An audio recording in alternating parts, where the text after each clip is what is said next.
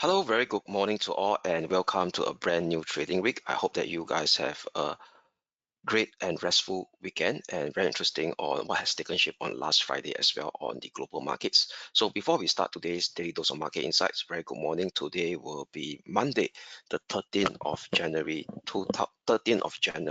2025. So as usual, let's have a quick look at the disclaimer slides first. All right. Leverage trading carries a high degree of risk and may not be suitable for everyone. Losses can exceed deposits. This presentation is not an offer or solicitation to buy or sell, nor financial advice or recommendation for any investment product, as well as any forecast, prediction, or projection in this presentation is not necessarily indicative of the future or likely performance of the product. This advertisement has not been reviewed by the Monetary Authority of Singapore. All right, so as usual, the flow of our daily dose, we kickstart off what has taken shape yesterday first, and as well as lastly, I will cover the short-term trend bias and as well as the key levels to watch on the broad-based cross asset classes that we do on a daily basis. That means, i.e., the major dollar pair, the major stock indices, and as well as two key commodities market, which is gold XAU/USD and West Texas crude oil. All right, so let us start with the key economic data that has taken shape on last Friday. So last Friday, we know that we have two key US economic data that drives the performance of the cross asset classes and as well as from a medium term perspective and a short term perspective. So what are these two key we call it economic data? It will be, where was it? Yeah, it should be here. It was the non-farm payroll data. Let me expand my screen so that you guys could have a bigger view on the data.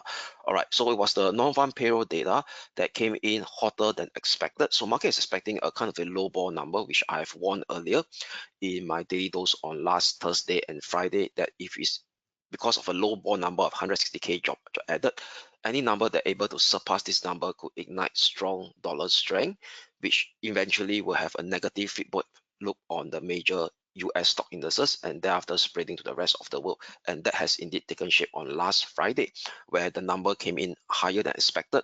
Non-farm payroll data for December added in 256k versus 160k. That was the low ball number that's market expecting, and the previous November figure was 212k jobs added, and also the unemployment rate also further improved by tick down by 1 basis point, which is previously was 4.2% for November, and that was also a similar reading that what market is expecting, 4.2%, but it's improved better to 4.1%. So what it means over here is that the labor market continues to be robust in the US. That means, i.e., there is no reason for the Fed to be as dovish as last year. That means, in fact, the Fed should be less dovish this year in 2025, and potentially they may start to normalize their interest rate cut cycle that they have kickstarted in September last year. That means there could be a chance there will be potentially no interest rate cut at all. And what's interesting over here is that another key US data, which is Michigan consumer sentiment.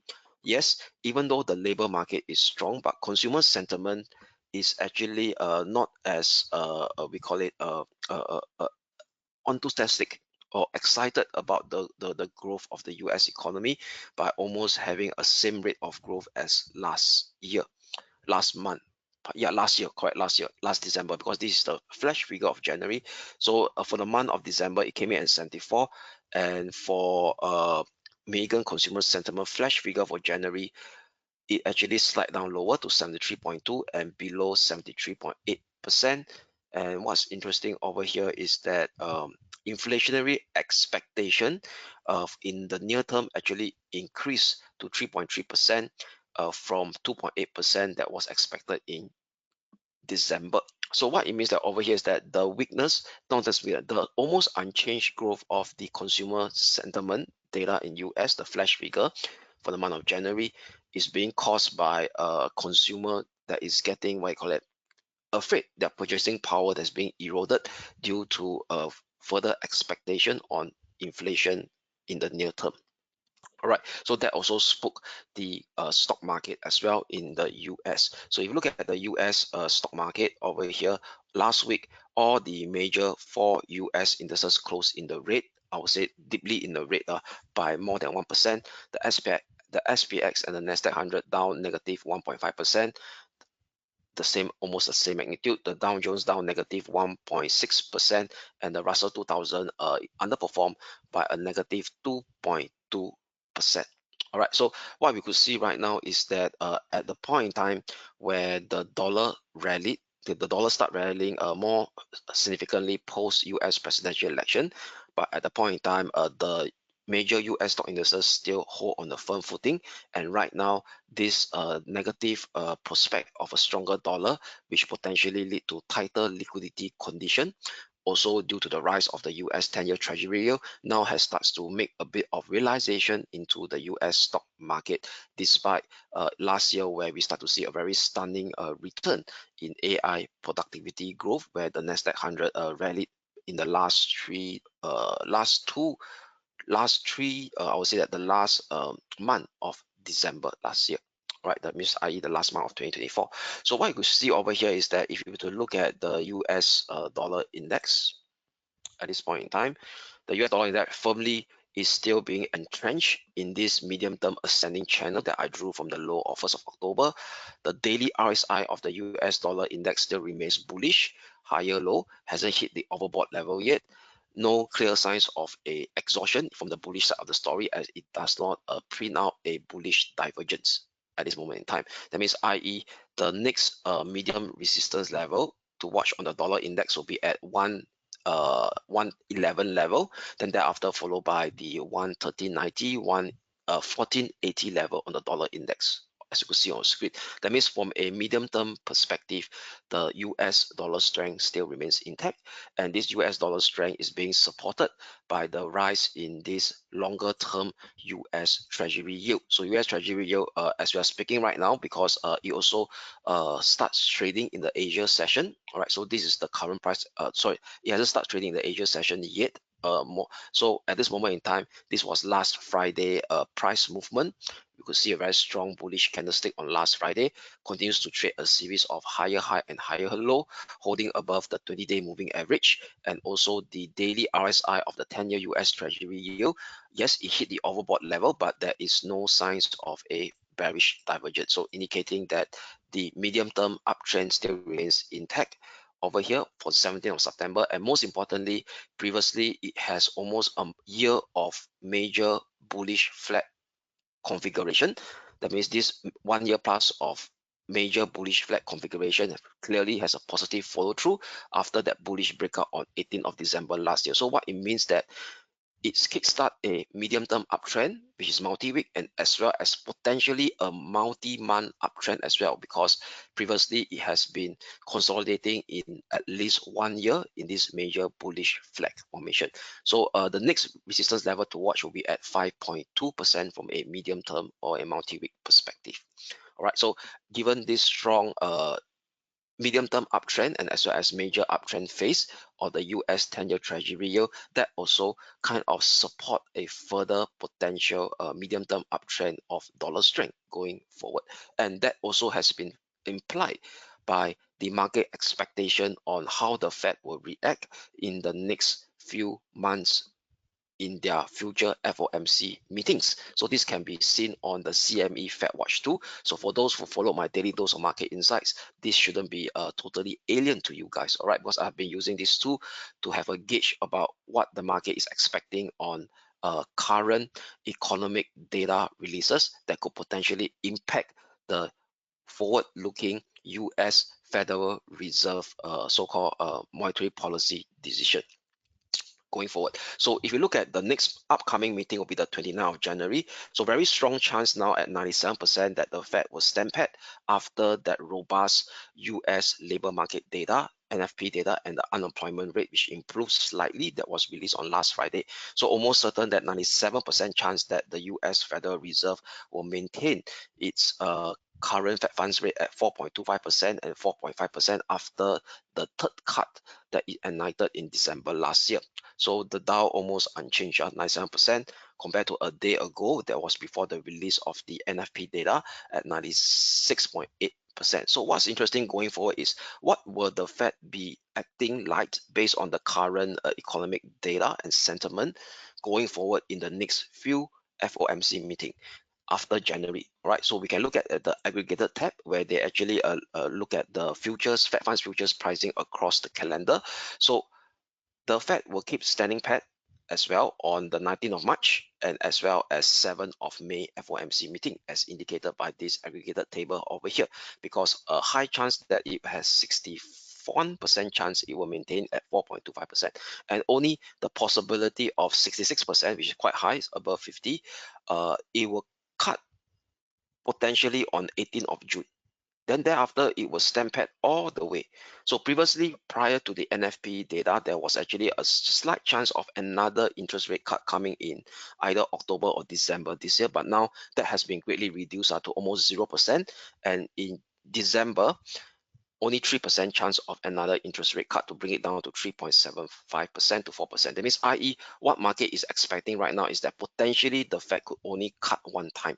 And if other key economic data down the road, that means the next NFP data, the next consumer sentiment data, continues to show signs of we call it especially NFP data continues to show signs of robustness in the US stock market, and if the consumer inflationary expectation that is being surveyed by the Michigan University of Consumer Confidence data continues to tick upwards higher, there is lesser reason for the Fed to ignite a dovish policy this year. So potentially there could be a normalization pivot instead. That means there could be a chance of no interest rate cut at all for 2025. So if this will start to materialize with higher probability, given that there's only now potentially one interest rate cut to be enacted as being compiled by the CME Fed Watch 2 based on the current pricing data of the Fed funds futures market coming in June 2025, only one interest rate cut. All right, so net overall, what I'm trying to say over here is that for this year, the Fed potentially could start to pivot itself again from a dovish pivot that was ignited in last year to more of a normalization pivot in 2025. Potential impact, at least in Q1, but we could Q1 this year, that means in the next these 3 months over from March, it's from January all the way March, potentially we could see a higher US dollar, and as well as potentially that higher US dollar implies tightening liquidity condition because of a rise of a longer term US 10-year treasury yield that could finally have a negative feedback loop to create a medium term corrective decline sequence in the major US stock indices. So that's from a medium term perspective. And also for gold, it also potentially see further, we call it sideways for gold, because gold on last Friday actually rallied but come breakthrough with a positive gain and starts to float back down again. So later I'll touch on the intraday technical outlook chart on gold, and most importantly this robustness in the US labor market causes the West Texas crude oil to break out from a major descending triangle range resistance, which is above that 77 figure level on last Friday. So what's next for West Texas crude oil, I will actually touch on later when I cover the short-term intraday technical outlook on West Texas crude oil, because of the very strong robust labor market data in US create that bullish breakout on West Texas crude oil on last Friday from the upper boundary of a major descending range resistance. I'll touch more about that. All right, so that also sum up the key data that I want to highlight on last Friday and its impact on those broad-based cross asset classes. So before we jump straight into the short-term intraday technical outlook, I want to share with you a more longer-term intermarket dynamics, which is taking into account of the longer-term US 10-year treasury yield. All right, so what I could see over here is that this is my monthly chart of the US Treasury yield. So in fact, since the breakout, the bullish breakout on 2nd of May 2022, so that's actually 2 years ex post-COVID over here, the breakout above here at 2.66%. This bullish breakout has started to translate into a major uptrending channel from the low of March 2022 over here. And what it means that this monthly ascending channel still remains intact, i.e., the long-term circular downtrend of the US 10-year Treasury yield all the way from October 1987 all the way down to the low of 0.33% from March 2020 is over. That means going forward, potentially we may not see a multi-year lower low in the US 10-year Treasury yield unless we start to slip into a period of extreme global economic weakness going forward. So right now, from a longer term perspective, we got to be mindful that we are potentially living in an era of higher 10-year US Treasury yield going forward, given the bullish breakout of this long-term descending channel of more than 20 over years. All right, and it starts to actually shape into a major uptrending channel or with a monthly uptrending channel from the low of March 2020. So even the medium-term resistance I highlighted to you all is 5.2%. If from a multi-week perspective, if this resistance starts to break out, potentially we could start to see it going up to the upper limit of this longer-term major ascending channel to 6.87%.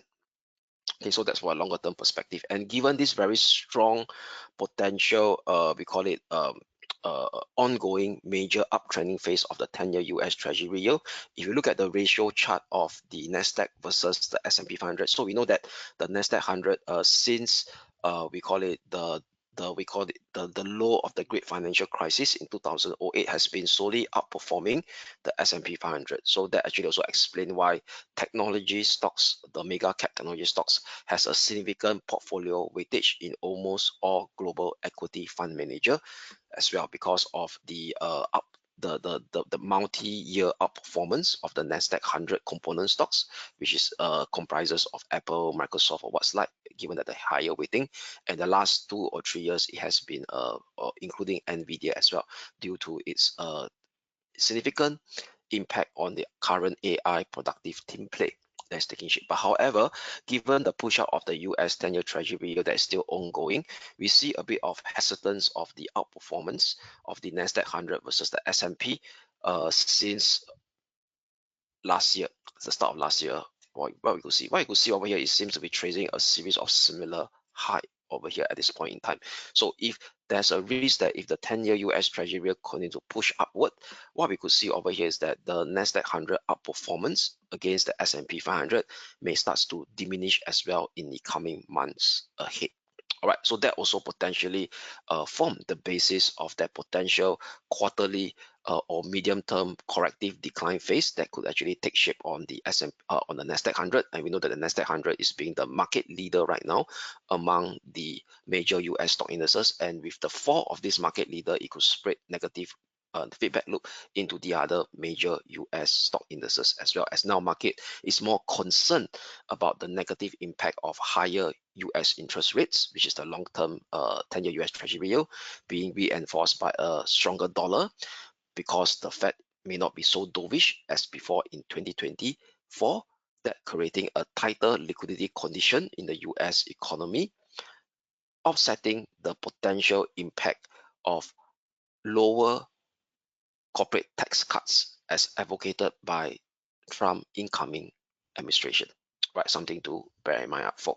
All right, so that sum up the intermarket longer term dynamics of the US stock market that is being influenced by this ongoing major uptrending phase of the US 10-year Treasury yield. All right, so without further ado, now let me expand my screen over here so you guys have a clearer focus on the chart right now as I take you guys through the intraday technical outlook on the broad-based cross asset classes, starting with the euro dollar first, which is the FX market. So for the euro dollar that came in within our expectation, it plunges lower, break below 1.0250 level on last Friday, and as well as in today's Asia session, it actually tested it and did a pullback as well, a bearish pullback over here. Okay, so this will be the first resistance level to watch for today in Asia session. So now for today, I will have a rather tight pivotal resistance level for today. Let me adjust my level.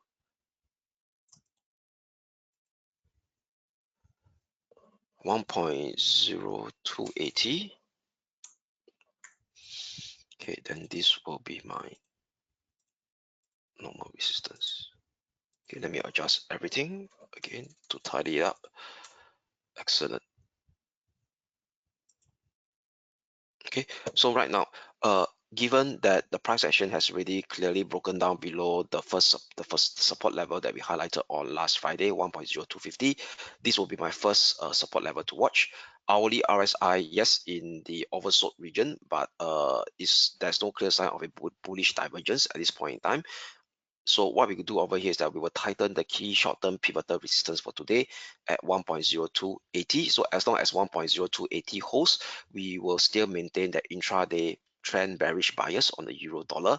Next support level to watch will be 1019, followed by 1015. Okay, so these are the two key near-term support level to watch on the intraday basis for today: 1.019, 1.015.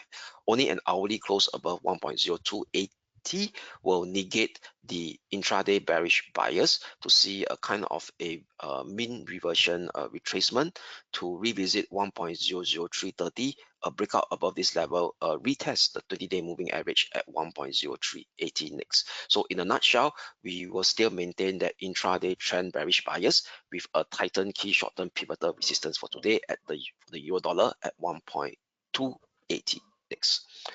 Now, on towards its cousin, the sterling dollar. So sterling dollar on last Friday, we do expect a mean reversion rebound to take shape first before continuing its impulsive downward sequence. But unfortunately, the mean reversion rebound, yes, it did stage a Friday intraday high of 1.2320, but fell short of our near-term resistance zone that we highlighted at 1.23750 and plunges lower. Okay, right now it's already hit the first it already hit of the next alternative support at 1.220. Then now it's coming close to 1.2140 next as well, which is the second alternative scenario support level to watch. So with that, this will be the first support resistance level to watch for 1.22 figure level in today's European session. So with that, we will have a Titan key short-term pivotal support for pivotal resistance level for today. Oops, let me highlight it again.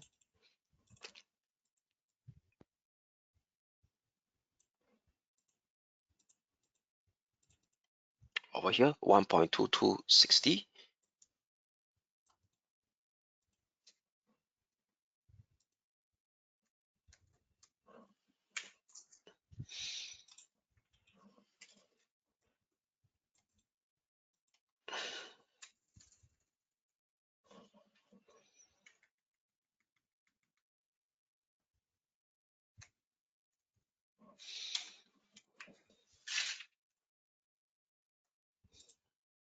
Okay, so this will be the next resistance. Oops.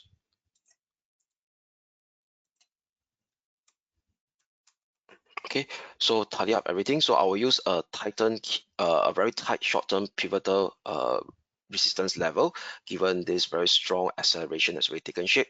Hourly RSI, yes, oversold, but no clear bullish divergence yet. So using 1.2260 short-term pivotal resistance level for today, potentially there could be a bit of bounce going into the European session, given the oversold condition status on the hourly RSI at 1.22 figure level. But as long as this bounce didn't surpass 1.2260 short-term pivotal resistance level, a tight one, we will flip to an intraday trend bearish bias to see the continuation of this impulsive downward sequence. A breakdown below 1.2140 exposes 1.2080 next on the sterling dollar. Only an hourly close above 1.2260 with a breakout above it will invalidate today's intraday bearish trend bearish bias to see a kind of a minor mean reversion rebound scenario taking hold. First next resistance level to watch out for will be here at 1.2325. Let me delete this. I put it in writing. 1.2325. Okay, at 1.2325 followed by 1.2375 slash 1.2405 next. So net in a nutshell, we have a tight 1.2260 short-term pivotal resistance for today, flip back to an intraday trend bearish bias for the sterling dollar. Now, what's up next on the Asia Pacific dollar pair, starting the Aussie dollar. So the Aussie dollar also very similar to the what I call it, the sterling dollar. Last Friday, we're looking for attempt to actually stage a kind of a minor bounce towards the 62.35, 62.50 level, but unfortunately, it didn't take shape and it starts to plunge down even lower at this point in time as we are speaking. So with that, we will have a tight short-term pivotal resistance level for today, which is the high of last Friday over here at 92. Okay, this level, yeah, at 92.10. Last Friday high, or last Friday intraday high. Okay, during the Asia session. Oops.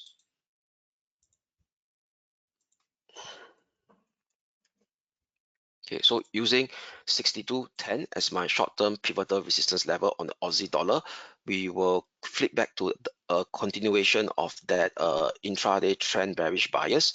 Next, we see support level to watch 61.20. A breakdown below it exposes 60.55/60.30, which correspond to the lower boundary of the lower boundary of this medium-term descending channel from the high of 30th of September.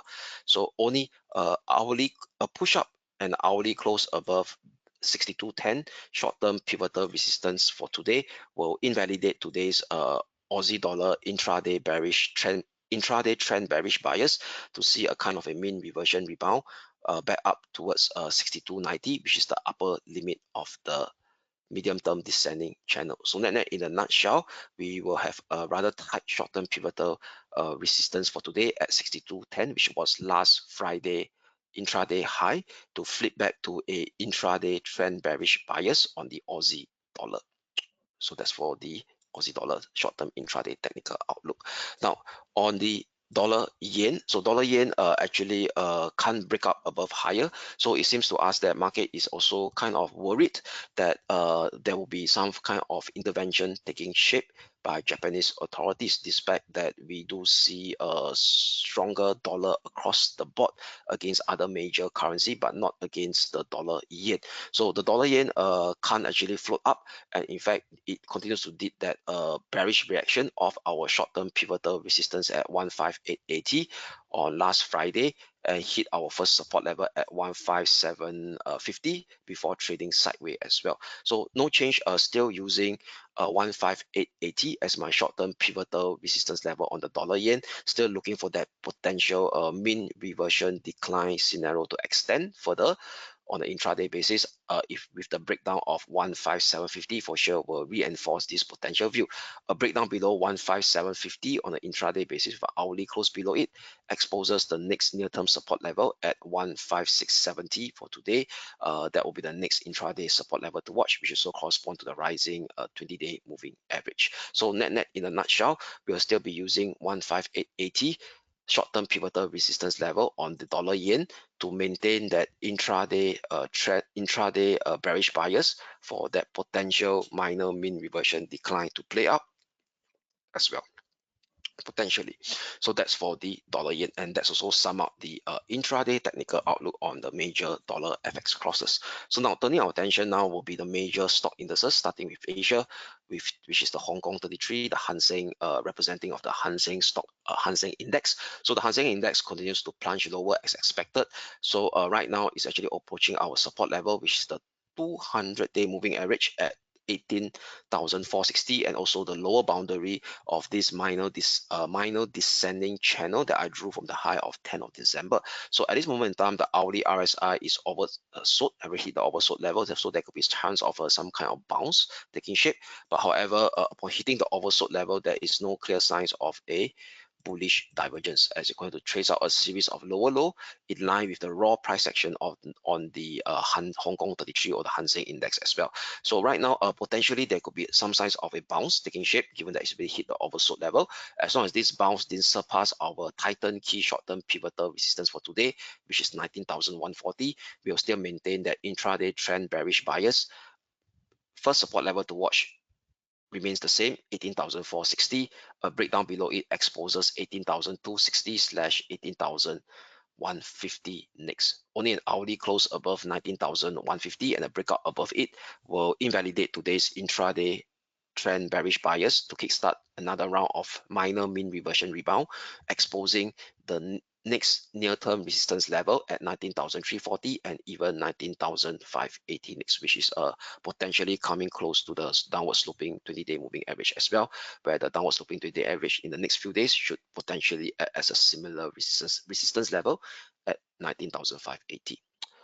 So now, up next will be the Japan 225 or the Nikkei 225. So Nikkei 225 last Friday or the entire last week remains neutral because it's going to trap within this minor sideways range since hitting a high of 27th of December and a low of 6th of January, and it finally staged that bearish exit. So with that bearish exit, we will flip now to a intraday bearish bias. That's very obvious. It's also trade below the 200-day moving average as well.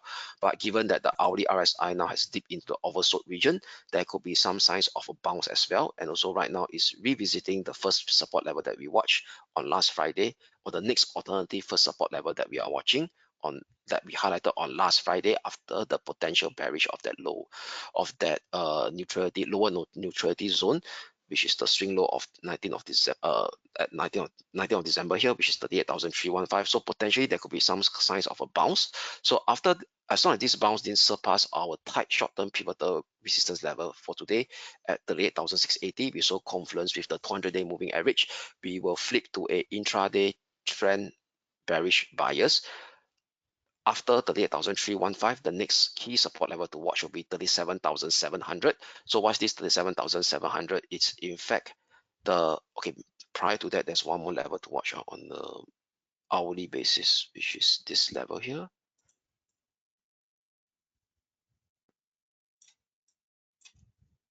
Okay, this one here.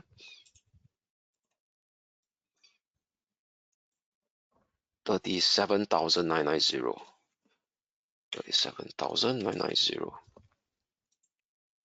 Okay, so I repeat again, as long as any bounce didn't surpass 38,680 for today, we will flip to a intraday trend bearish bias. After 38,315, the next near-term support level to watch will be 37,990, followed by the major range support zone of 37,700. Why this 37,700 zone is important? Because ever since this low over here of 20th of November, able to kickstart a series of higher high within this major complex sideways range configuration that has taken shape since 27th of September last year. All right. Now, if price action on the Japan 225, i.e. representing the Nikkei 225, managed to have an hourly close above 38,680, today's intraday bearish bias will be invalidated to see a revisit of 38,960, which is the pullback resistance now of the former minor ascending trend line channel support from the low of 27th November. Only a push up above 38,960 will potentially kind of validate a mean reversion, a more steeper mean reversion rebound scenario heading up towards 39,180 next. So net in a nutshell, for today we will flip to a intraday trend bearish bias using 38,680 as my short-term pivotal resistance on the Japan 225. Now, back heading towards the German DAX or the German 30. So the German 30 on last Friday, we do have a bullish bias, but this bullish bias, yes, it hit an intraday high before the release of the non-farm payroll data to print it at 20,430 level. Can't surpass the first resistance level that we have at 20,470 and starts to inch downwards lower. And on the hourly RSI, the technical configuration has started to turn bearish by the bearish breakdown of this key parallel trend line support level from that I drew from the low of 19th of December, retested it on last Friday over here after post non-farm payroll data and starts to stage that bearish reaction. And upon breaking down this key parallel short-term trend line, ascending trend line support on the daily RSI, it starts to actually shape a lower high as well, right, prior to that. So indicating that the prior upside momentum has starts to be dissipated, and right now it potentially has started to shift to a short-term downside momentum instead, as being depicted by the latest bearish element that I highlighted to you all on the hourly RSI. So with that, we'll be using last Friday post non-farm payroll data US session high as my first resistance level to watch 20,330. Pivotal because it hasn't break below the 20-day moving average yet, which is the 20,150 level. I do not want to tighten my I don't want to have a tight pivotal resistance at 20,330. So I'll be using 20,470 slash 20,520, which is so the current all-time high level as my short-term pivotal resistance zone for today. On the German 30, a breakdown below 20,150 will expose the next near-term support level at 20,000. So we'll be flipping to a intraday trend bearish bias on the German 30 using 20,470 slash 20,520 as my short-term pivotal resistance. Only an hourly close above 20,520 will invalidate today's intraday trend bearish bias to see a squeeze up to kind of test the next near-term resistance level at 20,650. We also correspond to this turquoise blue line here, which is the upper boundary of a major ascending channel, i.e. in a nutshell, flipping to a intraday trend bearish bias on the German 30 using 20,730 slash 20,520 as my short-term pivotal resistance zone. Now, on next will be the major US stock indices. The Dow Jones Industrial Average plummeted as expected and hit our support level at 41,840. And this 41,840 is very important. Why? It's actually the lower boundary of a major ascending channel that I drew from the low of 30th of October 2023. All right, so that's about 2 years plus back. So now back to the hourly chart. Given that yes, it now came to the major support level at 41,840, but however, the hourly RSI doesn't flash a clear bullish divergence yet. All right, there's no clear bullish divergence as price action starts to shape a lower low as well, in line with the raw price action of the, yes, there is oversold level. It came into oversold level, so there could be some kind of bounce today, but given that it doesn't have that bullish divergence, I'm not convinced to flip to a intraday trend bullish bias on the US Wall Street 30. So instead, I'll be flipping to a neutrality stance since it's now resting at a major support level. So neutral between 41,840 and 42,210. However, if price action have an hourly close below 41,840, then we could potentially validate a further trend bearish bias on the US Wall Street 30, i.e. the Dow Jones Industrial Average, to expose the next near-term support level at 41,590, followed by 41,330 next. So i.e. Given that we are now resting at a major support level at 41,840, but no supporting bullish element that is coming up from the hourly RSI, we will flip to a neutrality stance instead on the US Wall Street 30, neutral between 42,210 and 41,840 for now. Onward next to the Nasdaq 100. So the Nasdaq 100 hit our first support level at 21,780 on last Friday, and right now during the Asia session, it's now breaking down below it. So with this breaking down below the support level at 21,780, we will have a tighten key short-term pivotal resistance for today at 21,040. All right, so let me tidy up again.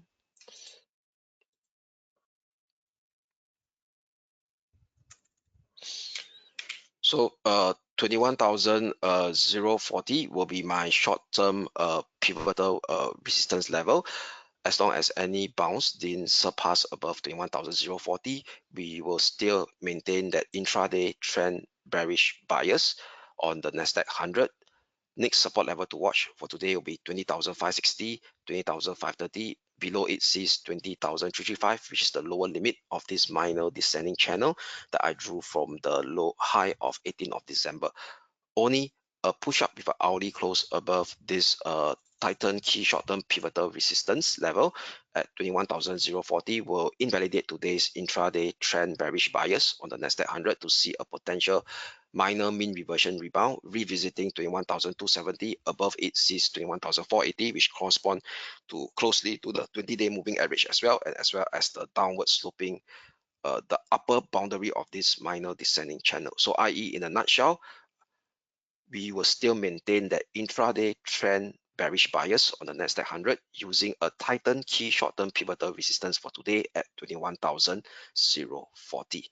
Now, going forward will be the commodities market intraday technical outlook, starting with gold XAU/USD. So gold XAU/USD rallied as expected, hit our resistance level at 2,690, but thereafter can't maintain the momentum and reintegrate below it at 2,690. So for today, and also the hourly RSI has just broken below and retested a former key parallel trendline support, now turns into a pullback resistance and still showing signs of further weakness and hasn't hit below the oversold region yet. So right now, net overall, the gold XAU/USD may continues to float down towards the lower limit or the halfway mark of this ongoing minor ascending triangle range configuration that is still in play since the low of 14th of November.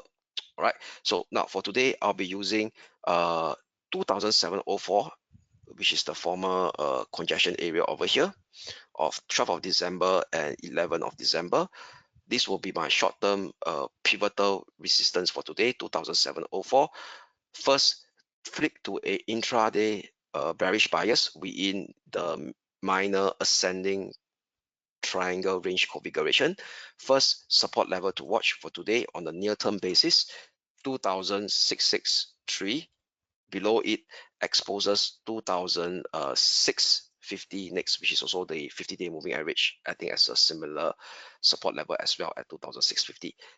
Only an hourly close above 2,704 will invalidate today's intraday bearish bias to see a squeeze up towards the minor ascending triangle range resistance zone at 2,716/2,728 next over here. So i.e. in a nutshell, we'll be using 2,704 short-term pivotal resistance for today, flip to a intraday bearish bias within its minor ascending triangle range configuration for gold XAU/USD. Now, lastly will be the West Texas crude oil. So the West Texas crude oil, what we could see over here is that it managed to stage a bullish breakout above the 200-day moving average, and in today's Asia session right now, also above the upper limit of this major descending triangle range resistance that I drew from the high of 28th of September 2023. So right now it managed to actually stage that bullish breakout in today's Asia session. There was a gap up from here.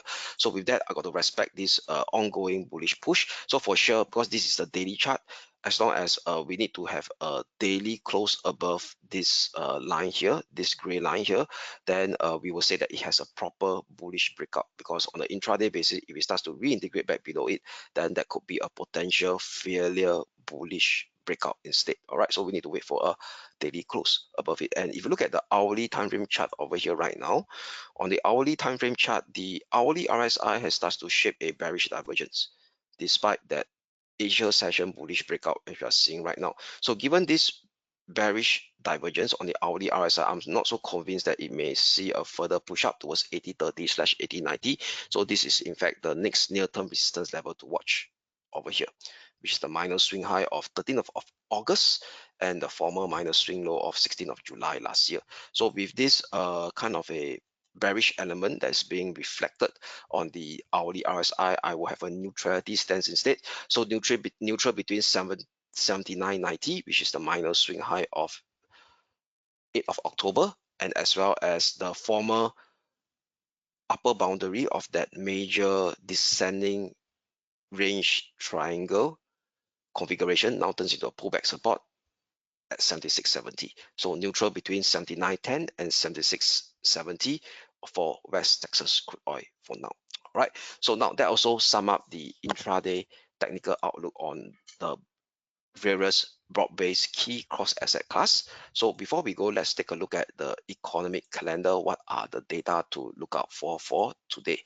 All right. So for today, over here during the European, okay, during the European session, there is very quiet. Over here, there's no key data to look out for, except that towards the US session, we do have another consumer inflation expectation. So this being compiled by, if I'm not wrong, is the New York Federal Reserve. All right, let me see over here. is by the US Federal Reserve Bank of New York, New York Fed. All right, so they compile inflation rate expectation, something to keep a lookout for, because if you look at the trend over here previously, it's been holding steady around 3% since June. So if this latest figure for December starts to tick up above 3%, in line with what we see on the increase of inflationary expectation done by the University of Michigan Consumer Sentiment Survey that I highlighted to you at the start of today's daily dose, then that could actually see some volatility into the FX market and as well as the global we call it stock indices, particularly the major stock index as well, the major stock indices as well over here. So that pretty much sum up today's daily dose of market insights. But I want to highlight before that, this week will be a very highly volatile week for the major US stock indices. Why? Because of the kickstart of Q4 US earnings reporting season, starting with the major financials, which is JP Morgan, Wells Fargo, Goldman Sachs, BlackRock, Citigroup, that will release their Q4 earnings starting from January the 15th, this Wednesday. All right, so we'll touch more about that in tomorrow's daily dose of market insights. All right, so with that, that sum up today's daily dose of market insights. I'm Kelvin here signing off, and I wish you all a great day ahead.